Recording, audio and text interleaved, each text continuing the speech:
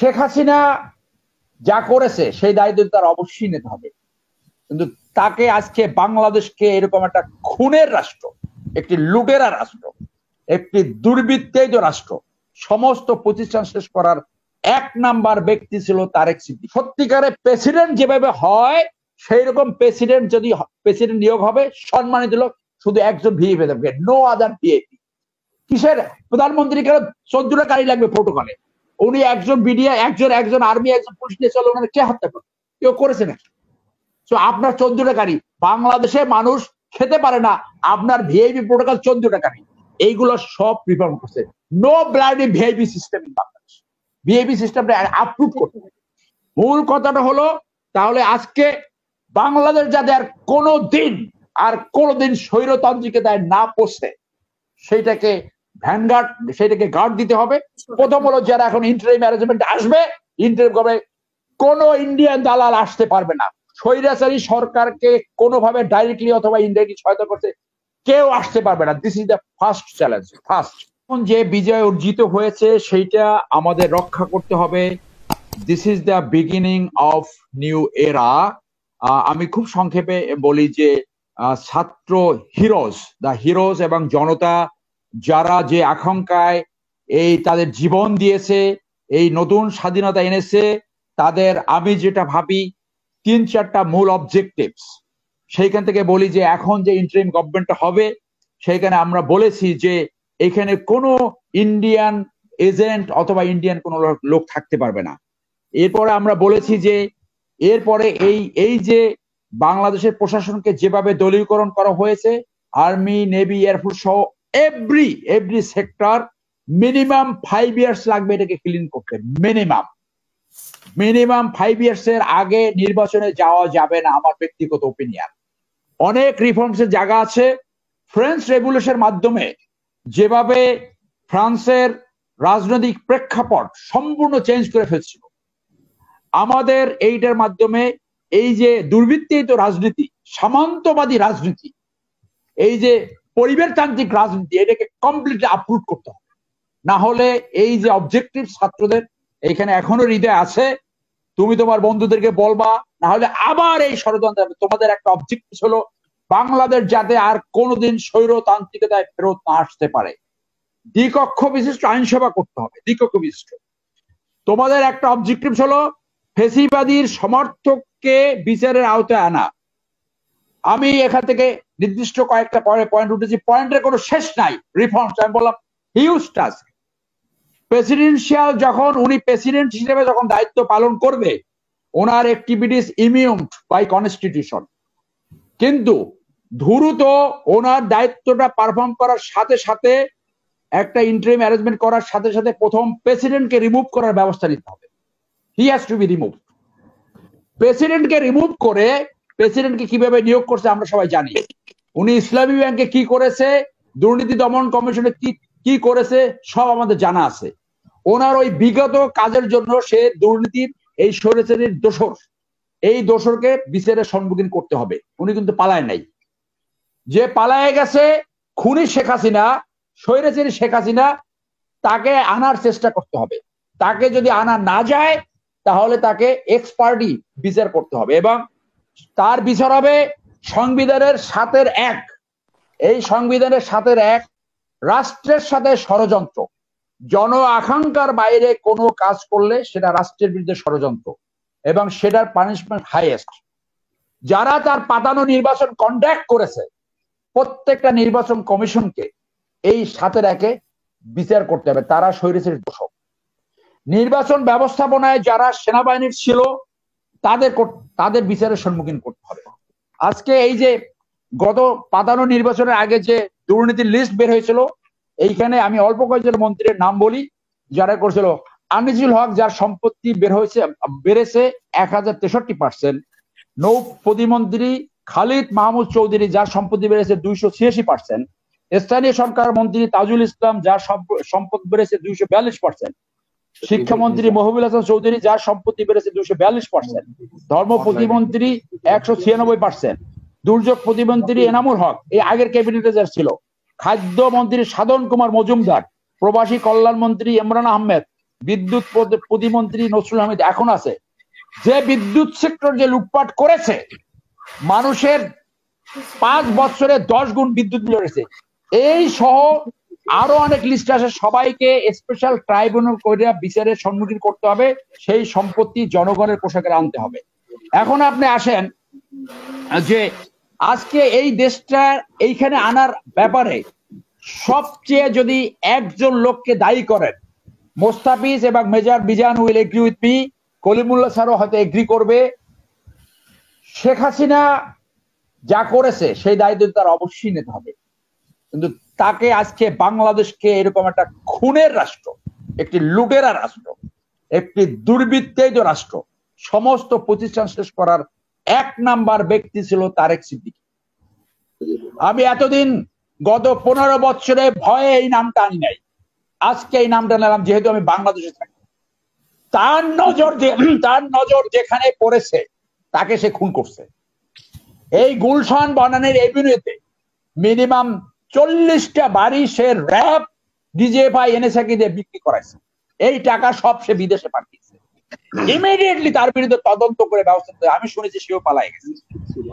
এরপরে যারা এই দুর্নীতির সহায়ক করেছে, এই সরিষের সহায়ক করছে, জেনারেল আকবর নামে একটা অফিসার আছে 13 লং করছে। হেন কোনো আকাম নাই যেটা করে নাই। বাংলাদেশকে ধ্বংসের, বাংলাদেশকে এই জায়গায় আনার one of the architects Akbar 13 long করছেন।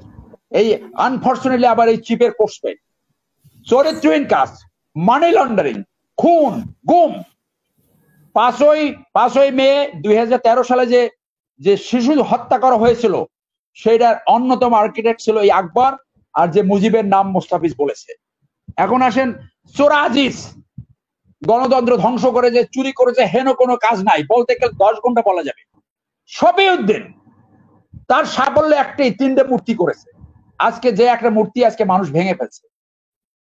আমরা তখনই বলেছিলাম মানুষের ভালোবাসা না থাকলে, শ্রদ্ধাবোধ না থাকলে এই মূর্তি সাদ্দাম হোসেনের মতো নামাবে মানুষ, বেশি সময় লাগে না। আজকে নামাইছে, সে সিলেটে একটা করেছে এবং আপনার ইবিএসসিতে একটা করেছে, কোনো দরকার ছিল না, শুধু তৈলমর্দন, শুধু তৈলমর্দন। প্রত্যেকটা অফিসে একটা মুজিব কর্নার বানিয়েছে। আপনি মুজিব সাহেবকে যদি সেই সম্মানের জায়গায় নিতে পারতেন তাহলে মুজিব কর্নার বানাবার দরকার নাই, মুজিব তো মানুষের মুখে থাকবে। সেই মুজিব কর্নার গুলো কি থাকবে? এইটুকু বোধ ছিল না।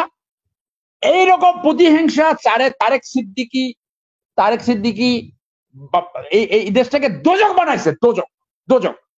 আমি সেনাবাহিনীতে 20 বছর চাকরি করেছি। আমাকে 2012 সালে সিম্পলি বাংলাদেশ জাতীয়তাবাদী দলের মেম্বারশিপ নেওয়ার জন্য আমাকে নন ক্যাডার করেছে, চিকিৎসা সেবা বন্ধ করেছে, আমাকে প্লট দেয় নাই, কোনো ফ্যাসিলিটি দেয় নাই। ভাবখানা এমন যে আমরা এই বাংলাদেশের নাগরিক না, আমি সেনাবাহিনীতে কোনো চাকরি করি নাই।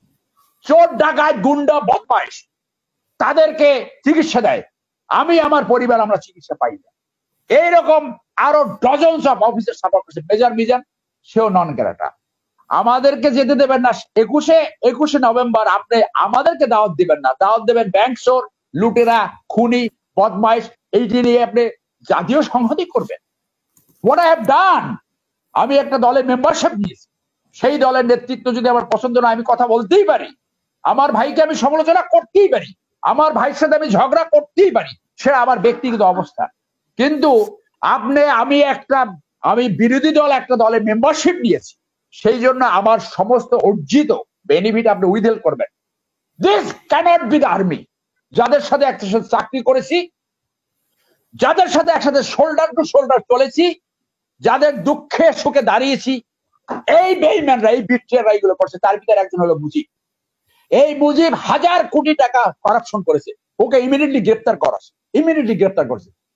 5ই মে হেফাজতের যে আক্রমণটা করেছিল, সেই আক্রমণটা মুজিব তখন এডিশনাল ডিজি ছিল র্যাবের, ও পরিকল্পনা করে ওই হত্যাকাণ্ড ঘটিয়েছে।